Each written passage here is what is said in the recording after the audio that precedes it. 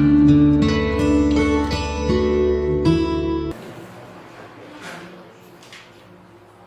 noite. Tudo bem com vocês?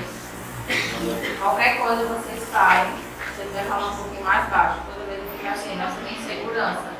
Não está falando alto e as pessoas não escutarem.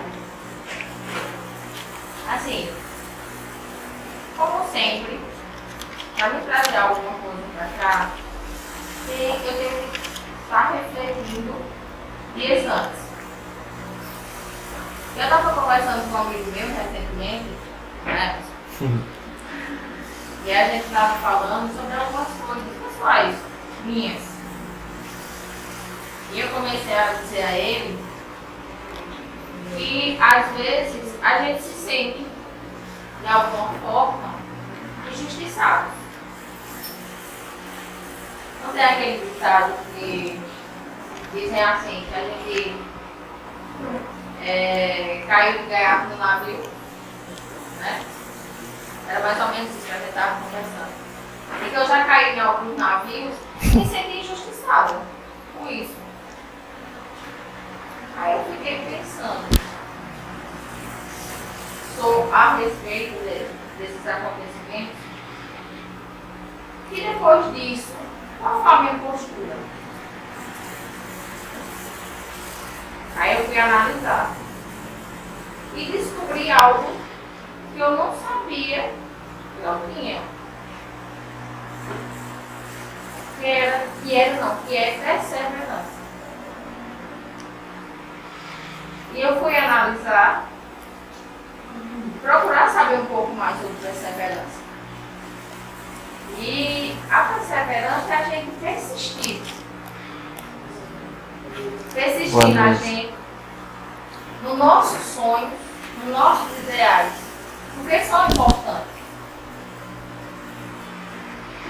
E eu fazendo assim algumas reflexões sobre a perseverança, eu descobri duas pessoas importantes. O primeiro foi Zaqueu.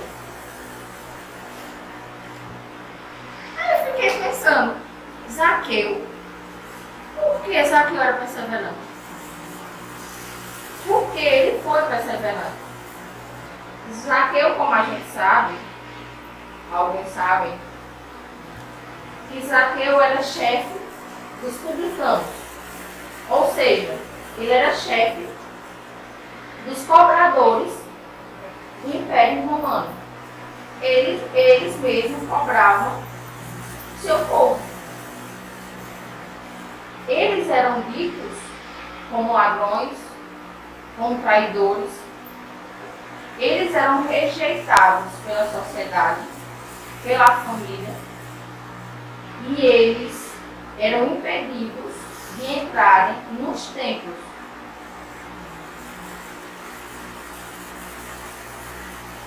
E aí? Rejeitados. Então, assim, Zaqueu, ele, se fosse para dizer agora nos tempos atuais, ele estaria com uma poupança bem rechuchuda, né? Porque ele acumulou muitos ouro, muitas pratas. Então, assim, ele desfrutou de tudo que a gente possa imaginar. Todas as riquezas.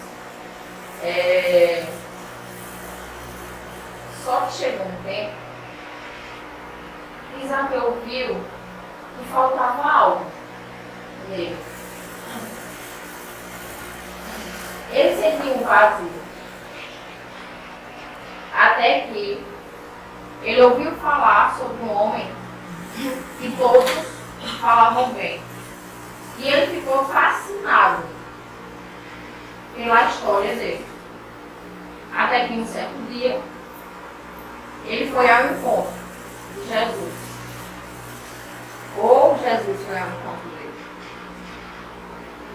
Porque ele foi fascinado, teve uma fascinação tão grande como um imã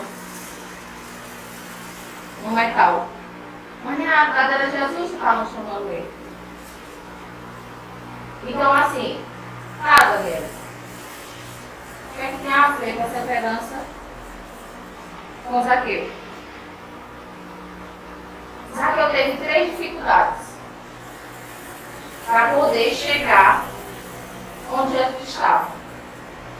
Primeiro, a multidão, que era muita gente. Segundo, o tamanho, porque ele era baixinho, então assim dificultava a visão de ver o Cristo. E terceiro, a dificuldade das críticas. Muitos criticavam ele. Então assim foi quando ele subiu, ele correu, ele subiu em cima de uma figueira e avistou Jesus. Aí o bom, Jesus avistou ele. Foi quando ele disse assim: Zaqueu, irei mais tarde me hospedar na sua casa. Ele não pediu, ele falou. Então o que aconteceu? Zaqueu, ele mudou de postura depois desse encontro. Porque ele foi reaver os seus erros. Queria algo diferente. Era como se o pão não tivesse mais aquele gosto de antes. Como se o trabalho fosse mais cansativo, mais enfadonho. E ele decidiu mudar. Aí é que a gente chega e pensa, o que é que eu quero na vida? E depois eu penso, esse não é o jeito certo de fazer a pergunta. A gente não deve querer saber o que a gente quer na vida. A gente tem que saber, ou vamos dizer assim, o que é que a vida espera da gente. O que é que Deus espera da gente? E muitas vezes Deus não fala com a gente em palavras articuladas. Ele fala através do nosso dia a dia, de nossas dificuldades. Que muitas vezes em casa, pai, mamãe, irmão, comigo. E muitas vezes a gente recebe críticas dentro do nosso convívio. Às vezes a gente recebe mais críticas dentro do nosso convívio familiar, com muitos amigos. Aí é disso que eu fiquei me comparando a minha experiência com a experiência de Zaqueu. A questão da perseverança, ele não quis saber das críticas, dos seus inúmeros defeitos, e ele mudou. Ele não se deixou abater diante das dificuldades, e ele próprio causou. Então, assim,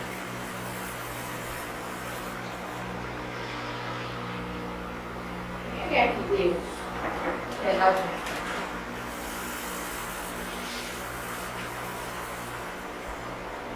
É algo a se pensar. O que é que a vida quer da gente? E eu falei sobre o Zaqueu, e tem outro cara que se chama Nicolò Paganini. Ele nasceu mais ou menos no século XVIII. Ele era um incrível pianista. Só que ele tinha uma síndrome que se chama Marfan. É uma síndrome que afeta o tecido conjuntivo, principalmente a questão dos ossos. O que é que acontece? Os ossos eles ficam um pouco mais frágeis. Ele tem, depende muito da estrutura da pessoa. Tanto a pessoa pode ser baixa, mas ela tem algum tipo de deficiência, como a coluna é mais envergada. É assim, é uma deficiência que você olha assim e diz, poxa, Tem a questão dos dedos mais longos, braços mais longos, depende muito. Aí eu trouxe a história do que aconteceu com ele. Em uma das apresentações que ele foi fazer na Itália, era italiano. E a história se diz assim. Era uma vez um grande violinista chamado Niccolò Paganini. Alguns diziam que ele era muito estranho. Outros que ele era sobrenatural.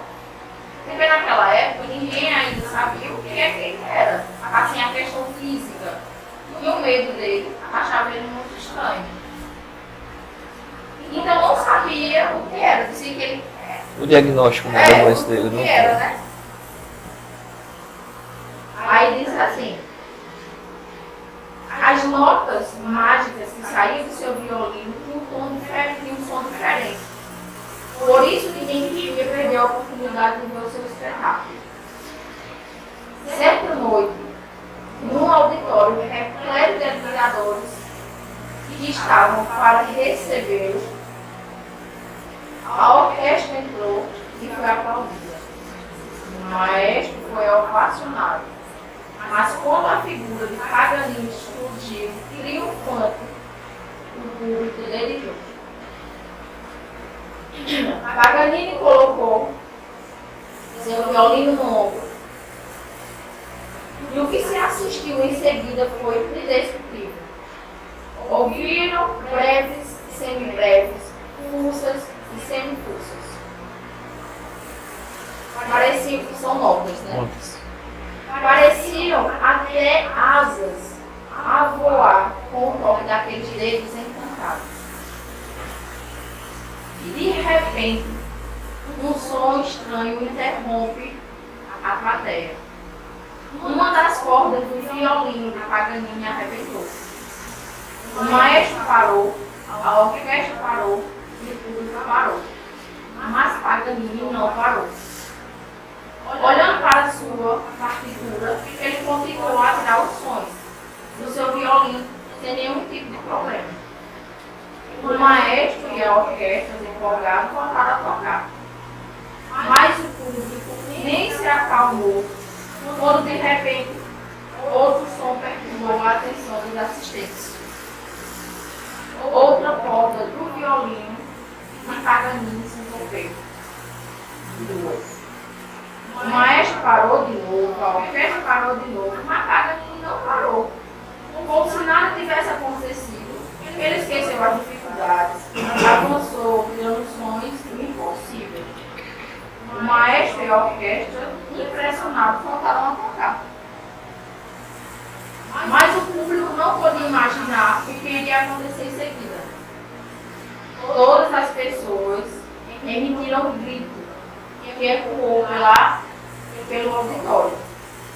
A terceira corda do violino dele quebrou. Foi quando novamente o maestro parou, a orquestra parou, até a respiração do público parou. Mas ele não parou. Como se fosse um contorcionista musical, ele tirou todos os sons da única corda que sobrava daquele violino destruído. Nenhuma nota foi esquecida. O maestro se animou, a orquestra o acompanhou e o público silencioso vai à euforia e ao delírio. Paganini atinge a glória. Seu nome corre através do tempo. Ele não é apenas um violinista genial. Ele é o símbolo do profissional que continua diante do impossível. O que aconteceu? Ele não desistiu diante da dificuldade. Ele perseverou. E por último, tem uma mensagem que diz assim: esse é o espírito da perseverança, da criatividade, da habilidade perante os obstáculos naturais da vida do mundo. Lembremos dessa história todas as vezes que as cordas dos nossos instrumentos romperam. Afirmemos no íntimo Eu sei que eu posso continuar. Afirmemos na nossa alma. Não é qualquer adversidade que irá me derrubar, que irá me fazer desistir. Percebemos então o encanto de muitas vezes nossas mãos calejadas, obrigadas a retirar ações de uma única corda, estão sendo aparadas por mãos invisíveis da misericórdia. Nunca estamos sozinhos no conceito da nossa vida. A maneira que o público empolgado incentiva o artista, o invisível nos dá força, nos alimenta o ânimo e nos aplaude cada vez que nós nos superamos. Continuemos sem medo e sem hesitação. Toquemos nossa música da alma para o céu azul ou para as estrelas, contando para as 4 cordas de nossa Rebeca, ou apenas por uma delas. Mas não deixemos de tocar. Então era isso que eu queria trazer para vocês. Não só para vocês, mas que eu aprendi. Persistir, perseverar. Sabemos que não estamos sós. Irmãos invisíveis, o Cristo está nos apoiando em todos os momentos da nossa vida. Obrigada pela atenção de vocês. Agora eu vou passar para o nosso amigo, né? Vamos embora. Fazer a prece.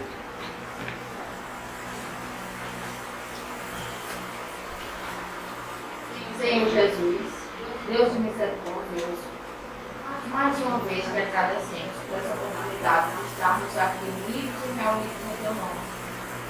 Que possamos levar esse aprendizado para o nosso dia a dia. Nos ampara, nos protege, nos fortalece. Hoje, agora e sempre. Que assim seja. Que assim seja.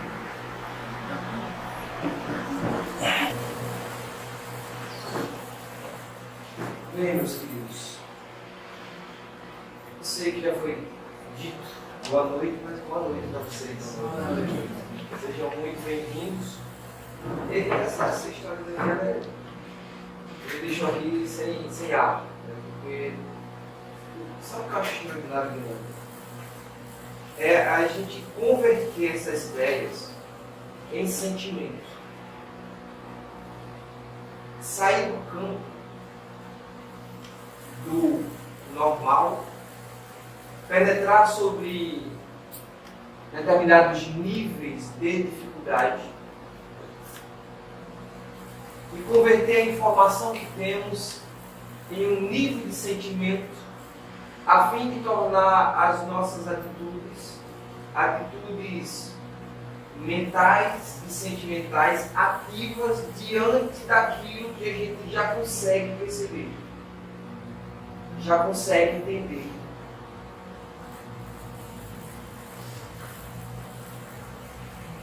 E gerar com essa observação uma ação equivalente a esse entendimento. Tudo bom?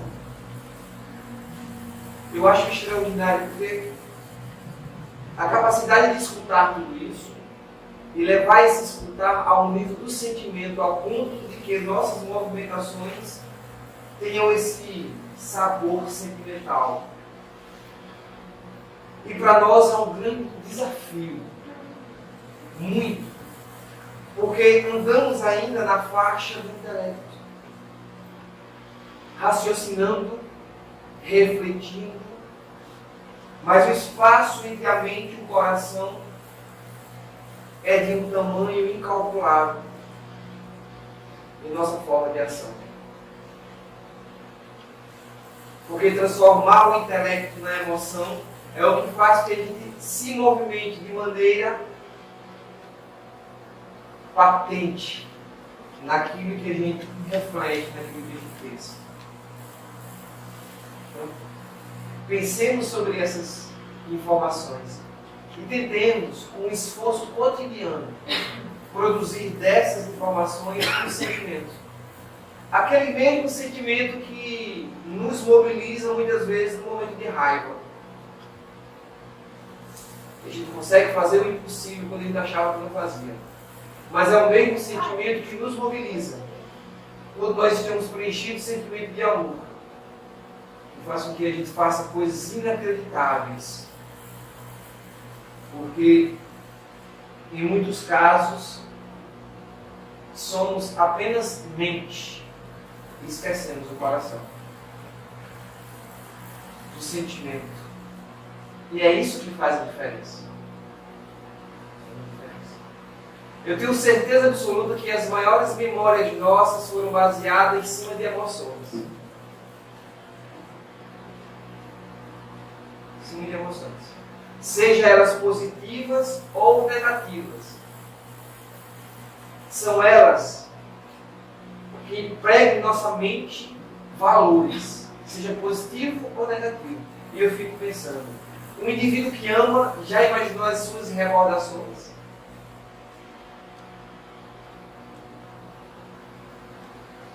Como é vivo, porque toda movimentação gera nele um sentimento, e todo sentimento, quando é construtivo, produz uma harmonia íntima de valores incalculáveis, a ponto de quando aparecer a dificuldade, a aflição, a gente está tão bem abastecido de sentimentos nobres, pensamentos construtivos, que o maior tormento se torna apenas uma experiência que passa logo. Será que não nos falta o abastecimento desse sentimento? Como colher esse sentimento sem a reflexão em cima dele? Porque às vezes passamos pela alegria, mas não refletimos sobre ela. Como passamos pelas decepções, mas não refletimos sobre elas. Apenas passamos. E quando a gente passa, nós não nos perguntamos o que a vida quer da gente quando passamos.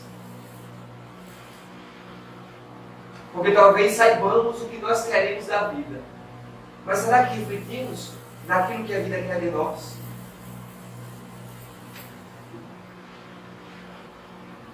É fácil de descobrir isso. Muito fácil. Porque quando a gente se coloca na nossa posição de querer, idealizar esse querer, é de uma preciosidade e de uma facilidade interessante. Recentemente, eu estava perdendo a cabeça por querer uma placa de vídeo pelo computador. Outro dia, perdendo a cabeça por querer um relógio diferente. Outro dia, perdendo a cabeça por querer conquistas. Mas o que é que a vida quer de mim?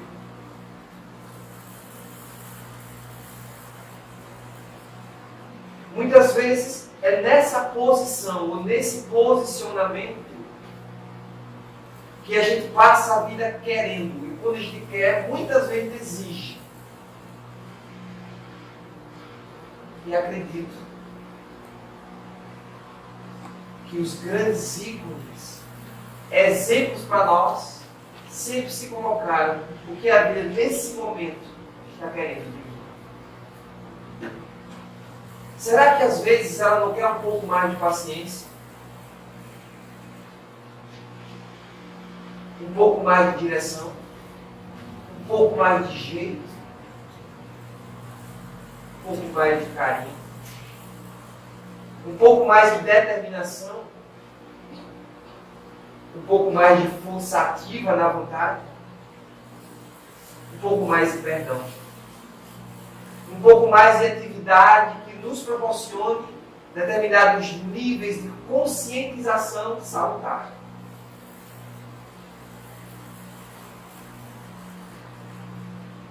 O que é que a vida quer da gente?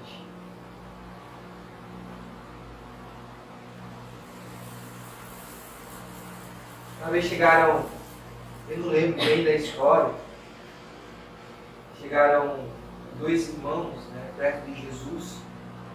Aí a mãe dele, se eu não me engano, essa vida, se eu não estiver enganado, Não é certo isso.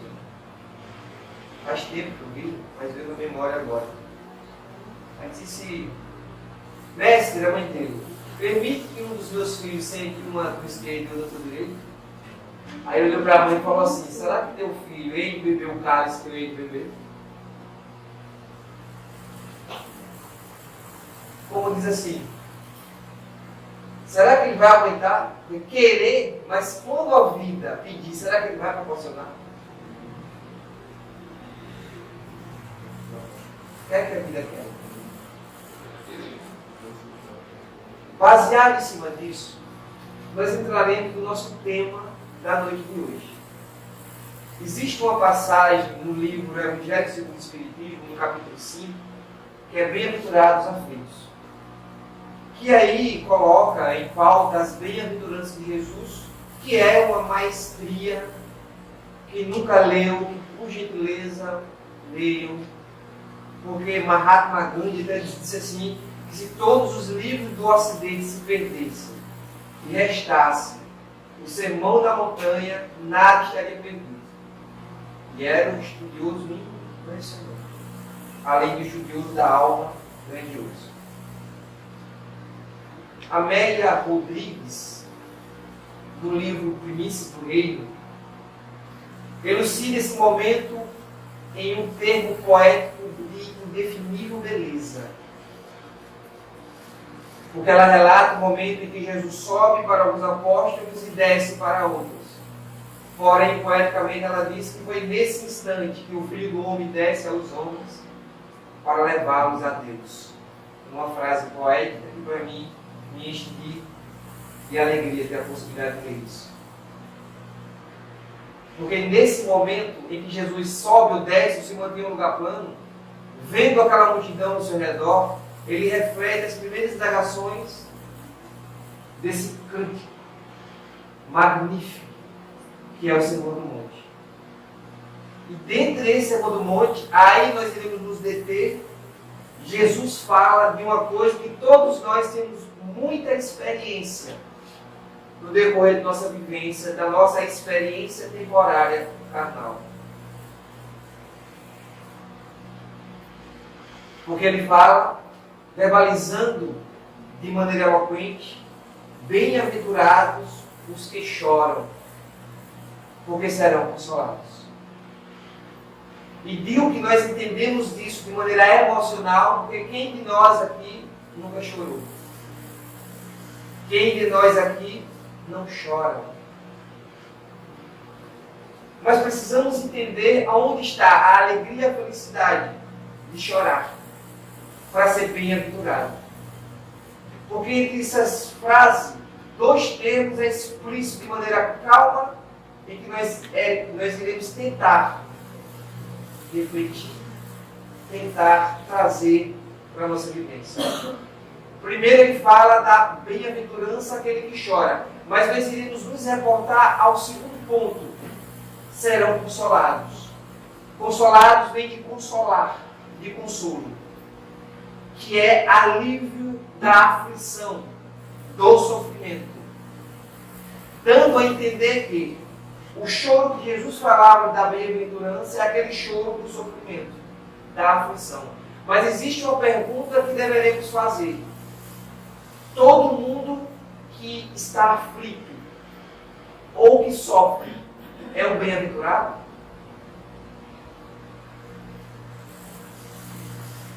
Qual a condição de ser bem-aventurado dentro do sofrimento e dentro do nosso choro?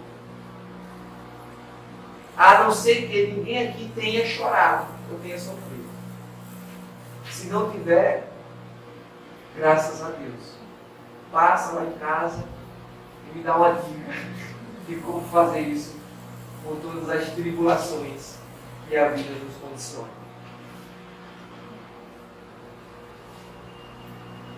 Porque devemos entender que existem princípios que regem a nossa existência. E o conhecimento desses princípios é a porta, pelo menos, de início de nossa felicidade. Lembra que na indagação anterior eu falei, e Jesus dizia mais ou menos que era preciso que eles entendessem que eles deveriam ter que andar dentro de determinado nível para poder pousar na direita ou na esquerda. Porque existem regras para determinado nível daquilo que nós chamamos de felicidade, de alegria, de paz interior. Existem regras. O conhecimento dessas regras é que facilita essa possibilidade. Qual o grande problema do conceito psicológico humano? É que nós queremos essa felicidade sem entrar na regra. Está dando para entender? Muito problema nosso. E muitas vezes tratamos o outro com determinados níveis de indiferença porque ele escolhe a regra. E há uma incompatibilidade. Não se pode encaixar uma tomada em um quadro de 3 pinos quando ela tem 2.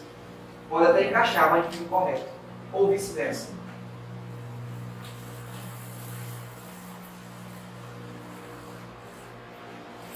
Observando a nossa mente, é mais ou menos isso. A gente faz o que quer, analisa como quer, reflete como quer, diz o que quer, se comporta como quer e quer ter a felicidade que almeja. Passando ressentimento com as pessoas mais próximas, né? É preciso entender, e digo isso para mim, que todo o meu comportamento equivale a uma consequência.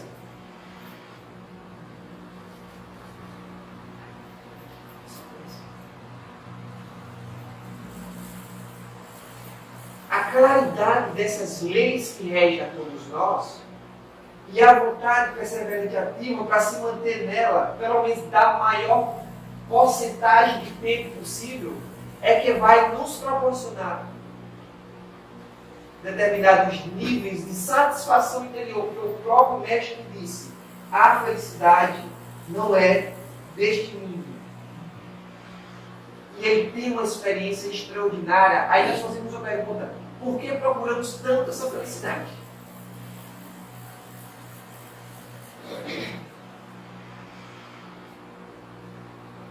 Peraí, mas o que é a felicidade?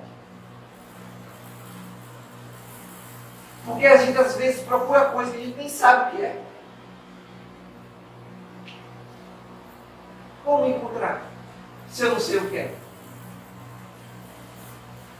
No conceito espiritual da lógica, felicidade é quando você entra no nível de obediência das regras. E gera um esforço para se manter nessa referência.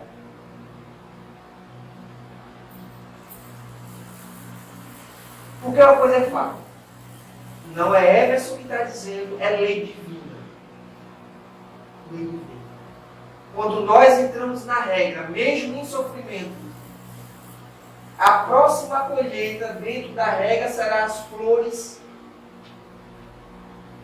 e o perfume do bem-estar.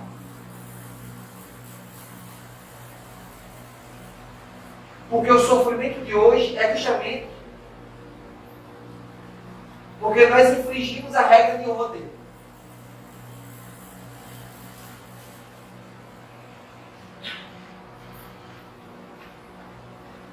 Existem 3 níveis de leis que regem a todos nós. Vamos começar do menor para o maior. A lei disciplinar estabelecida pela sociedade. Vou dar um exemplo aqui, a lei de trânsito, por exemplo. Todos nós sabemos que, né, vermelho é para fazer o quê? Vocês têm dúvida ainda? Pelo amor de Deus, não tenho dúvida. Todo vermelho, vocês parem, pelo amor de Deus.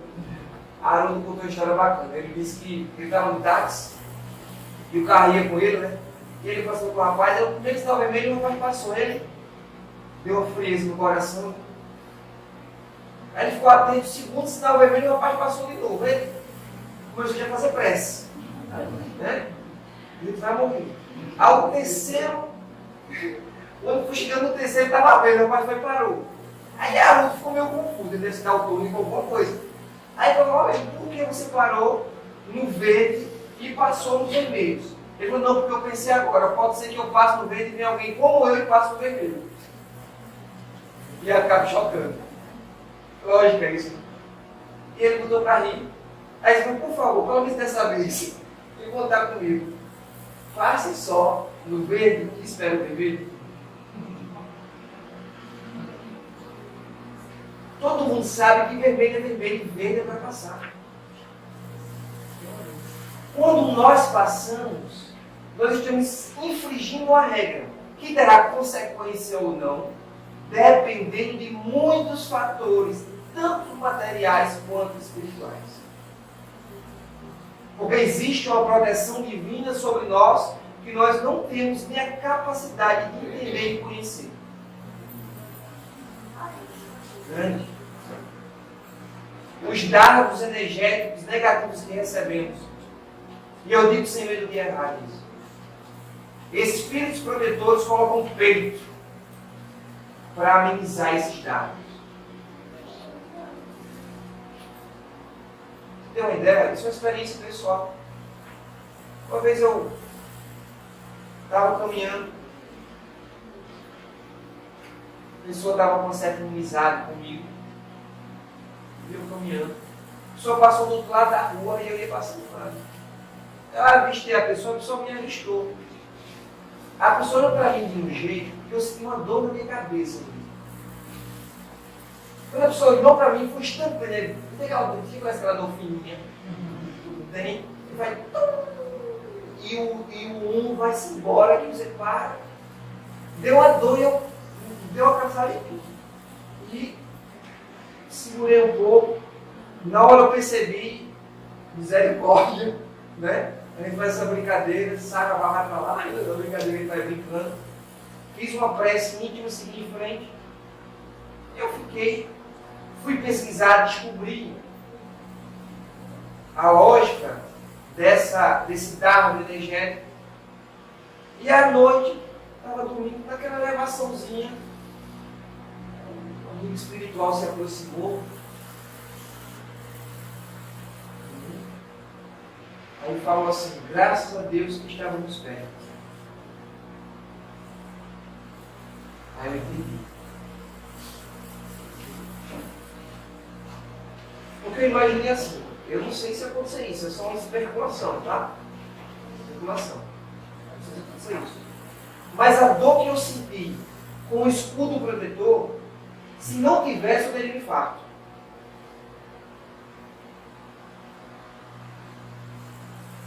Quando a gente é protegido. Então já fica a primeira dica da noite. Se você acha que está só, você não está.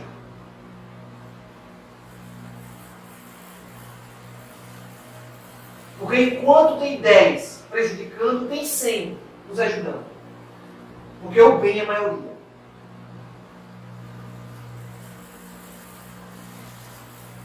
Agora, a proteção vem da capacidade de sentir e acreditar ou não.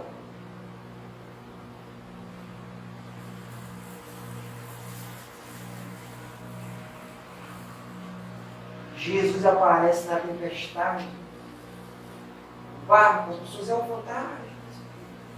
Não, é Jesus. Jesus olha, ainda bem que ele não me chamou.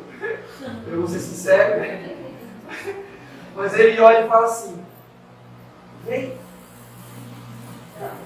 A empolgação sem a reflexão gera tropeço. Eu vou repetir essa frase. A empolgação sem a reflexão gera tropeço. Não, eu vou.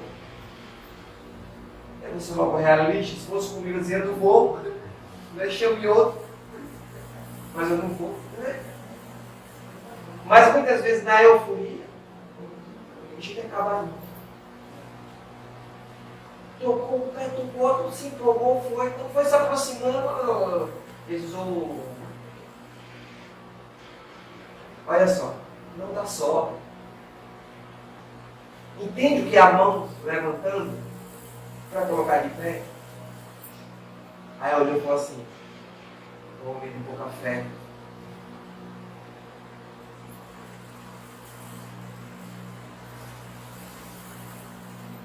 dia, experiência, né, para poder descontrair um pouco. Teve um dia que cheguei aqui para as atividades, no Val, eu estava com uma dor de cabeça. E não é normal me dar dor de cabeça. Quando dá uma dor de cabeça em mim, eu já fico desconfiado. Né? Me deu uma dor de cabeça, não sei quem foi que me abordou, estava aqui, não lembro bem. Eu estava tão atordoado, a pessoa falou, tudo bem, eu falei, está tudo bem. Aí quando eu estou bem, o pensamento fala assim, mas vai melhorar. Com certeza absoluta. Eu não tenho mérito disso. Eu estou falando o quê? Sai baba. Vocês já ouviram falar de Sai Baba? Já? Vocês já ouviram falar ou não? Ele tem eu gosto de interagir. Ele tem uma capacidade de materializar as coisas que era extraordinária. Ele estava sempre fazer assim, ó, saiu um pozinho. Eu fui com inveja de não ter recebido posse daquele. Saiu um pozinho assim, eu ficava curado com ele copo, algumas coisas. Aí perguntaram ele assim, por que você consegue e eu não consigo? Aí ele falou assim, porque eu tenho certeza que eu posso fazer. Olha essa capacidade. Isso é para tudo. Mas só ter certeza? Mas a certeza ela facilita a vida. Estou contigo.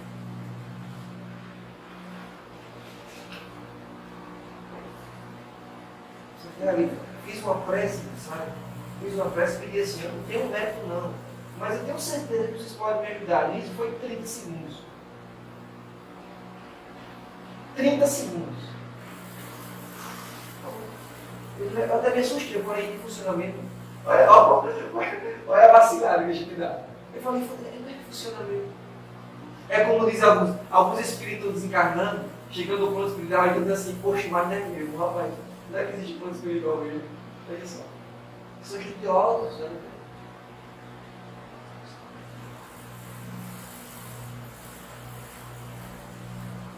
Uma outra lei, que é uma lei mais assim, por exemplo, a lei global, que é a lei de atração, o núcleo de força invisível ao nosso olhar, nos puxa para o centro da Terra, fazendo que todo esse globo se movimente, girando, e a gente não saia de onde eu estou aqui, a não ser que eu queira. É extraordinária essa lei, a lei de atração. É verdade. Eu pular da lei, aí eu vou, chego lá em cima, num avião a mais de 2.000 pés de altura, dando um exemplo, tá? Semelhante ao exemplo do carro que passa por sinal. Eu vou e pulo lá de cima. Eu estou infringindo uma regra, uma lei. A consequência, se for eu pulando, já sabe. É inevitável. Existem leis universais, como a lei, por exemplo, da harmonia e do equilíbrio. Olha os mundos.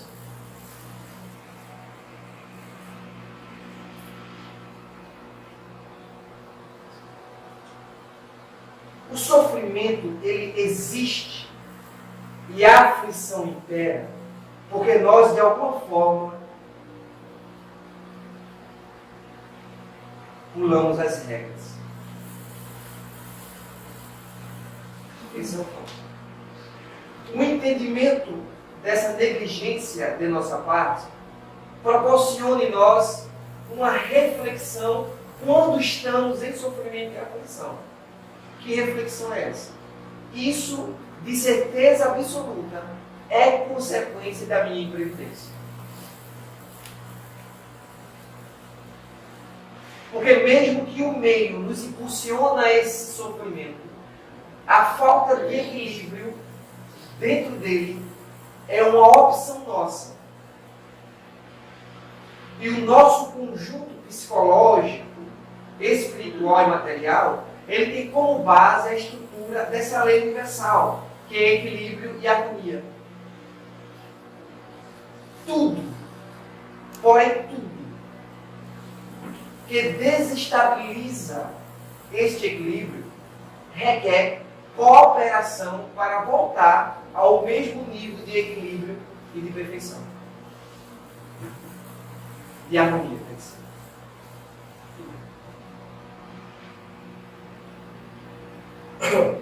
De repente eu estou aqui,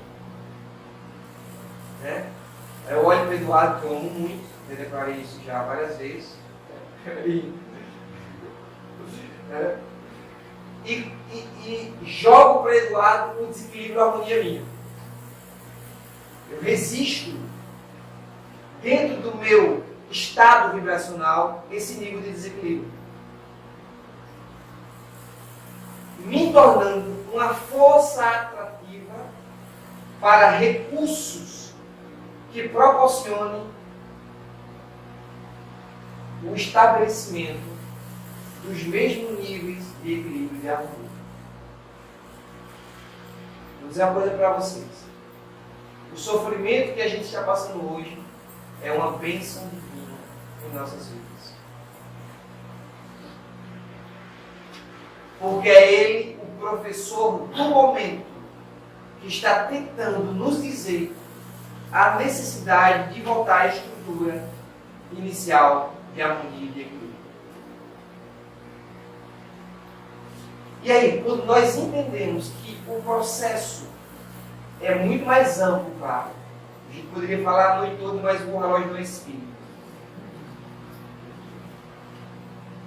Mas a base é essa lógica. Por quê? Quando nós lançamos a nossa visão para Deus, nós não abarcamos toda a perfeição que engloba essa inteligência suprema, a causa primária de todas. Mas nós temos coerência e racionalidade de, ao menos, evitar tirar algum atributo da divindade. Evitar tirar isso. Deus é o quê? Toda perfeição, toda harmonia, toda beleza, é único, é soberanamente bom e justo. Beleza. Quando acontece alguma coisa com a gente e nós lançamos a visão para Deus, se a gente tirar um atributo de Deus, a nossa interpretação que tem que ser diferente. Tá dando para entender?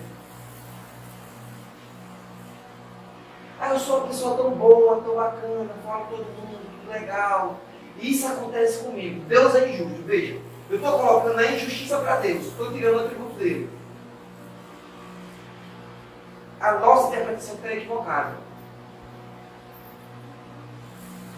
Precisa de reajuste. Sempre que a gente for avaliar Deus e a gente tire dele algum atributo da sua manifestação grandiosa, nós que temos que ajustar a visão e não Deus transformar para a gente. Está dando para entender? Porque na hora da nossa dificuldade, Deus sendo totalmente soberano, bom, justo, perfeito, infinitamente amoroso, equivale dizer que a nossa tristeza tem como fonte principal nós mesmos. Senão estaremos tirando o atributo divino. Entendendo este processo, que o sofrimento que eu passo é consequência das minhas atitudes, eu vou passar a partir daí, quando gera um sentimento dentro dessa referência, a chorar, mas chorar como aquela chuva leve, que quando cai, fomenta a terra, gera frutos, apazigua o sol, enche as fontes, é fonte de riqueza e de grandeza. É nesse ponto de vista que nós entramos numa escala de bem-aventurança. Dentro daquele conceito anterior, que para entrar em determinado nível é preciso estar nesse nível.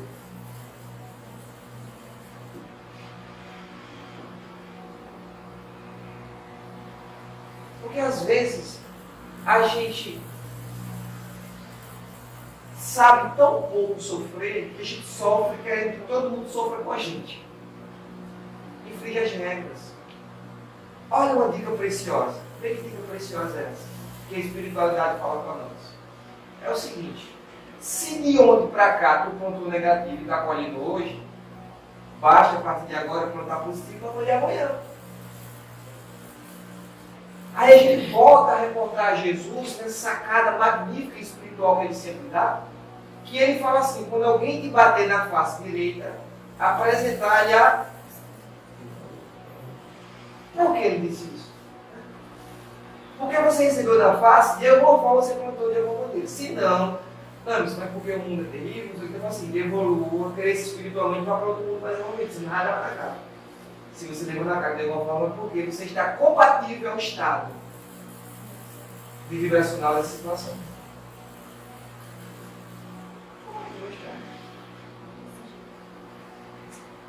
Mas tudo bem, já que você levou, já que eu quero começar a colher, entrando no nível de espiritualização para essa alegria íntima,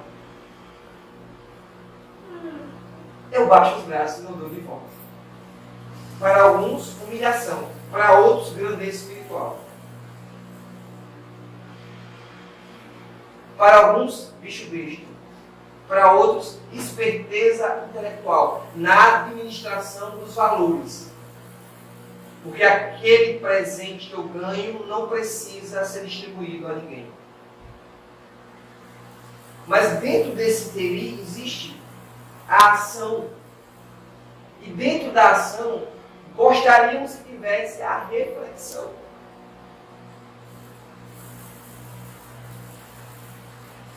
Quantas calamidades não poderiam ser evitadas com o silêncio?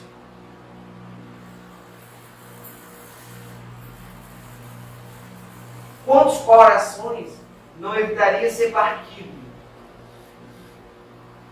com um afastamento momentâneo?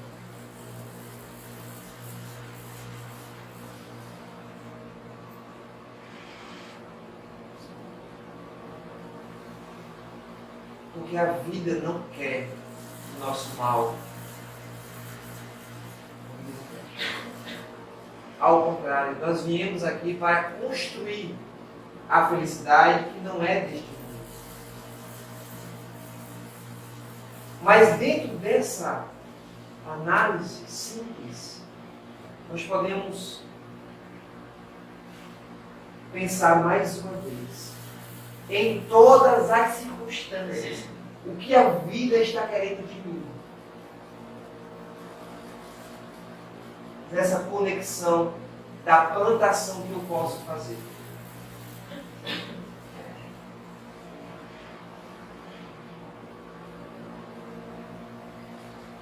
Muitas vezes, meus amigos, entre um ato positivo e um negativo, a gente só precisa refletir um pouco. Frear um pouco. É uma capa de um livro que eu nunca esqueço. É simples viver. Nós que complicamos.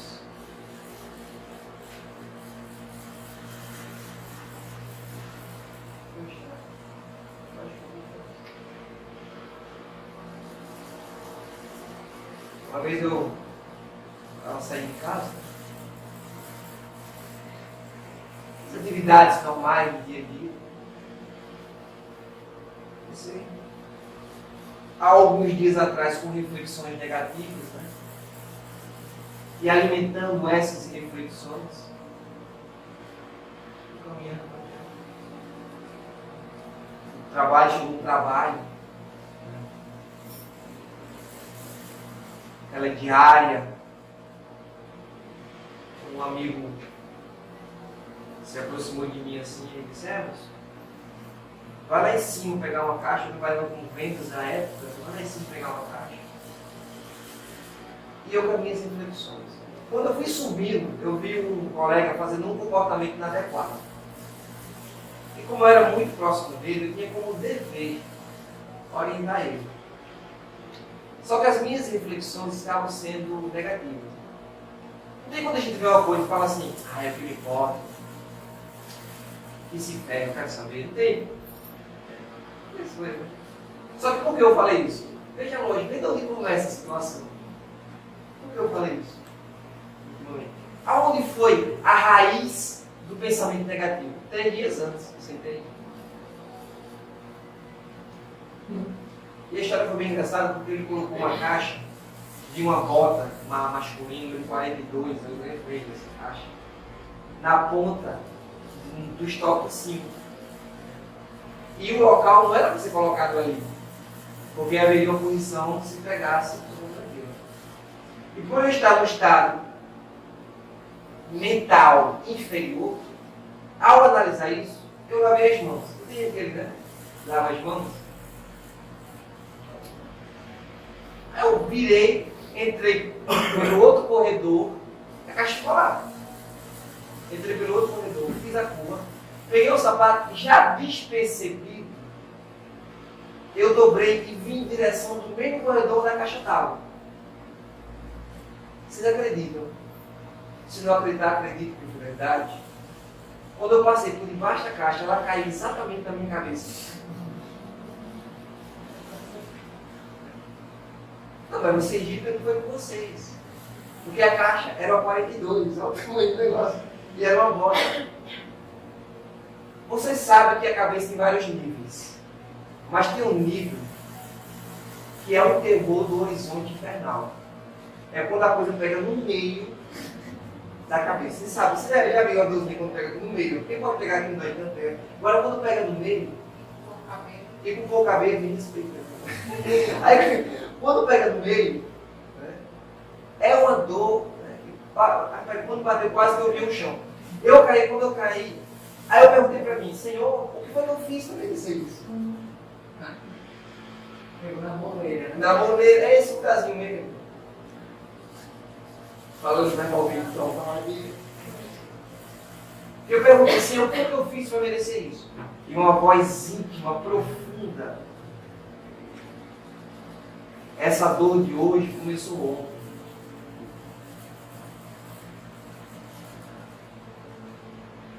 Porque você não soube parar. Ou não quis parar.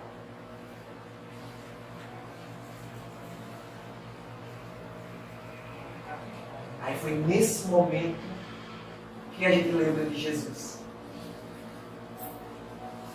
Dói, dói. Mas pelo menos tem a dignidade de sofrer dentro da bem-aventurança. Silenciei, baixei a cabeça e fui trabalhar. Era o que me restava. Para que assim a gente tenha um entendimento de perceber essa frase de Jesus quando ele dizia: até quando estarei convosco? Até quando, crianças, nós andaremos sobre as muletas de nosso Mestre Jesus? Até quando? Que Deus abençoe vocês e até a próxima.